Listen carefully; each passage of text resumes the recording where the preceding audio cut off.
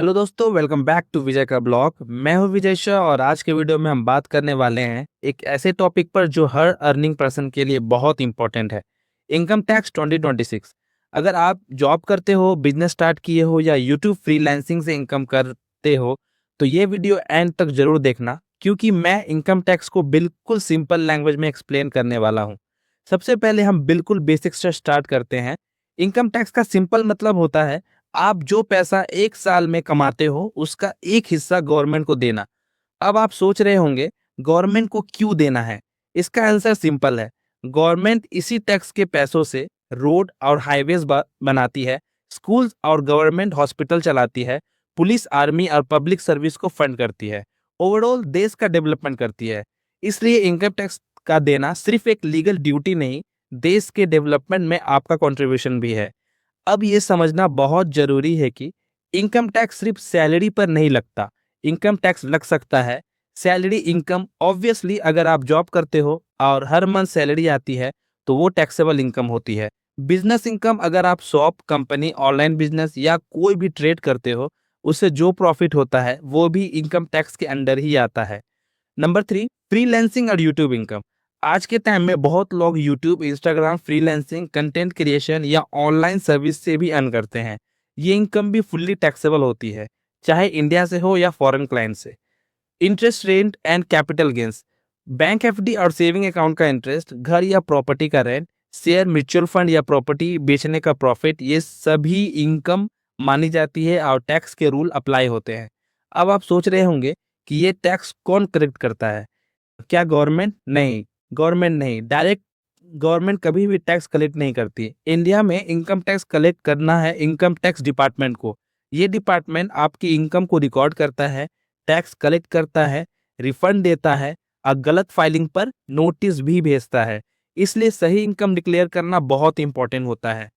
अब हम एक ऐसे कंसेप्ट पर आ गए हैं जो मैक्सिमम बिगनर को कंफ्यूज करता है, लेकिन मैं आज इसे बिल्कुल सिंपल बना दूंगा। सो सबसे पहले, what is financial year? Financial year यानी ये वो पीरियड होता है जिसमें आप इनकम अर्न करते हो। इंडिया में फाइनेंशियल ईयर हमेशा होता है 1 अप्रैल से लेकर 31 मार्च तक। मतलब आपकी सैलरी, बिजनेस प्रॉफिट, फ्रीलांसिंग या YouTube income, interest, rent etcetera, ये सब जो पैसा आप 1 अप्रैल से 31 मार्च के बीच कमाते हो वो एक फाइनेंशियल ईयर की इनकम मानी जाती है। So now next, what is assessment year? अब आता है असेसमेंट ईयर। यानी असेसमेंट ईयर वो ईयर होता है जिसमें आप अपनी पिछले साल की इनकम का टैक्स कैलकुलेट करते हो और उसे फाइल करते हो। सिंपल वर्ड्स में, पहले आप इनकम कमाते हो, फिर अगले साल उस इनकम का हिसाब देते हो। इसीलिए इसे असेसमेंट ईयर कहा जाता है। मान लो आपने 1 अप्रैल 2025 से 31 मार्च 2026 के बीच इनकम कमाई, तो ये हुआ आपका फाइनेंशियल ईयर 2025-26। अब इस इनकम का टैक्स आप नेक्स्ट ईयर फाइल करोगे, इसलिए आईटीआर फाइल होगी असेसमेंट ईयर 2026-27 में। अब आते हैं एक बहुत कॉमन क्वेश्चन जो हर बिगनर के माइंड में होता है, क्या मुझे भी इनकम टैक्स देना पड़ेगा? इसका आंसर बहुत सिंपल है।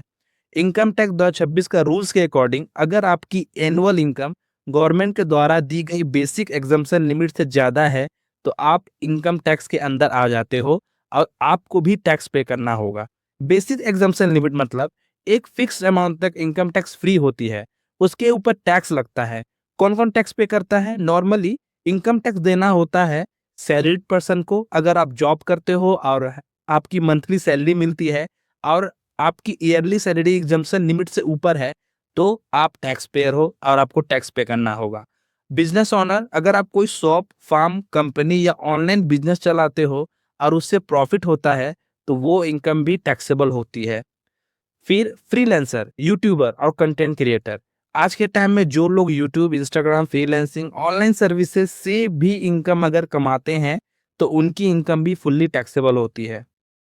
साइड इनकम वाले लोग भी इस पे कवर होते हैं। अगर आप जॉब के साथ फ्रीलांसिंग करते हो, पार्ट टाइम बिजनेस करते हो, रेंट, स्टॉक मार्केट या कोई इंटरेस्ट इनकम भी आपको मिलता है तो वो सब इनकम आपका टैक्सेबल होगा।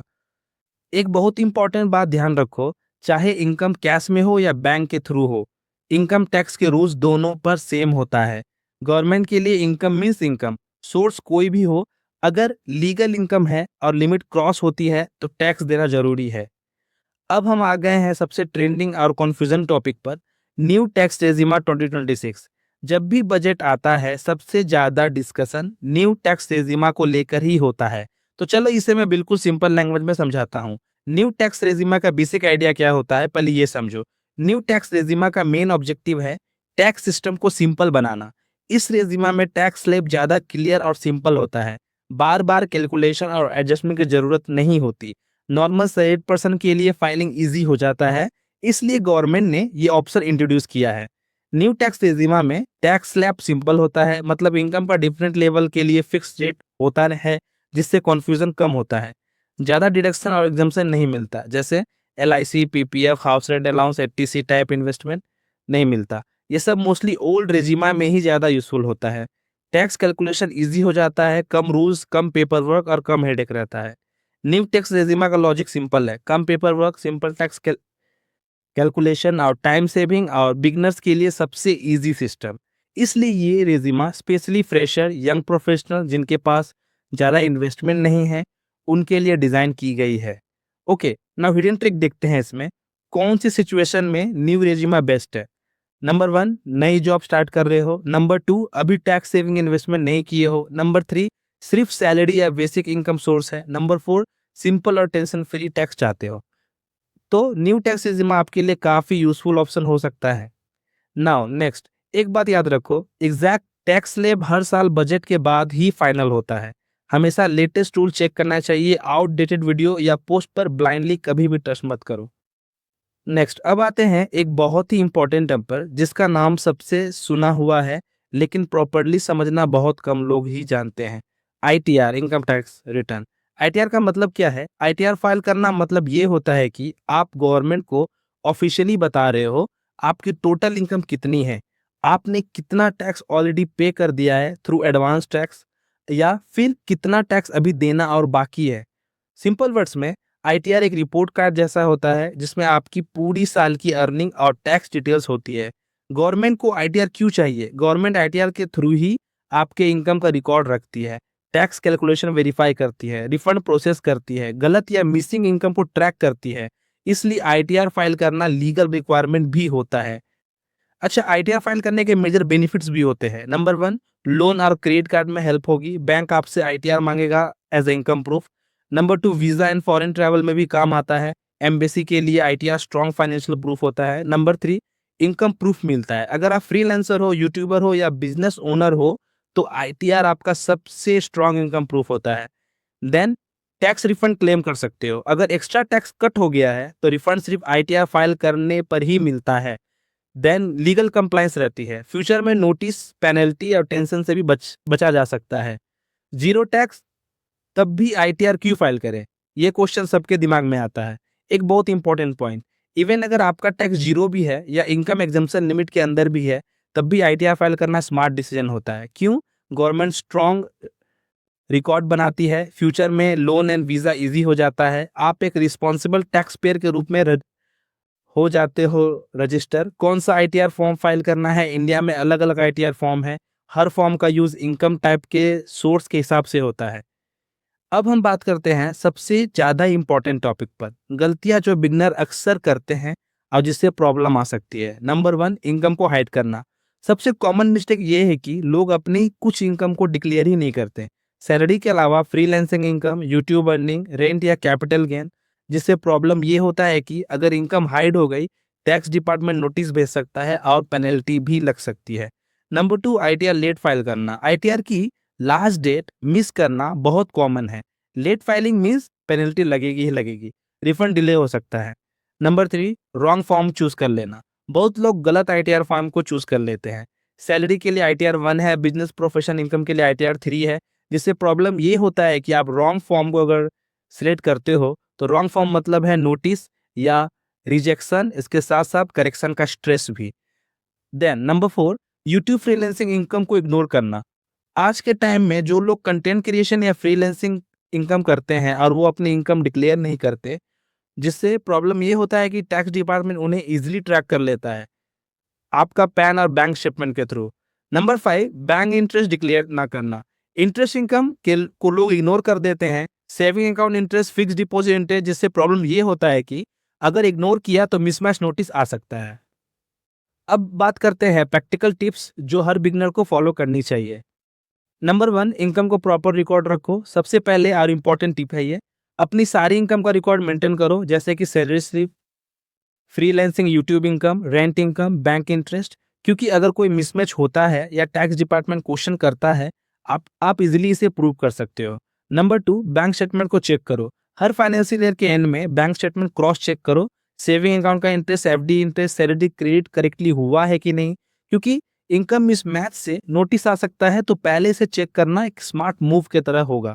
नंबर 3, टाइम पे आईटीआर फाइल करो। डेडलाइन के बाद फाइलिंग करना जो कि पेनल्टी और स्ट्रेस दोनों बढ़ा सकती है। नंबर 4, अगर डाउट हो तो सीए या किसी टैक्स एक्सपर्ट से पूछो। अगर आपका इनकम सोर्स या फॉर्म सिलेक्शन में डाउट है, प्रोफेशनल हेल्प लेना बहुत बेटर डिसीजन होता है। फ्रीलांसर और यूट्यूबर के लिए एक बहुत इंपॉर्टेंट बात, क्योंकि गलत फॉर्म या इनकम रिपोर्ट करना फ्यूचर में प्रॉब्लम क्रिएट करता है। Number 5, fake tax saving video से दूर रहो। यूट्यूब में बहुत सारे, सोशल मीडिया या यूट्यूब में बहुत सारे 100% टैक्स बचाओ या शॉर्टकट के वीडियो मिलते हैं। ये मोस्टली मिसलीडिंग या इलीगल होते हैं।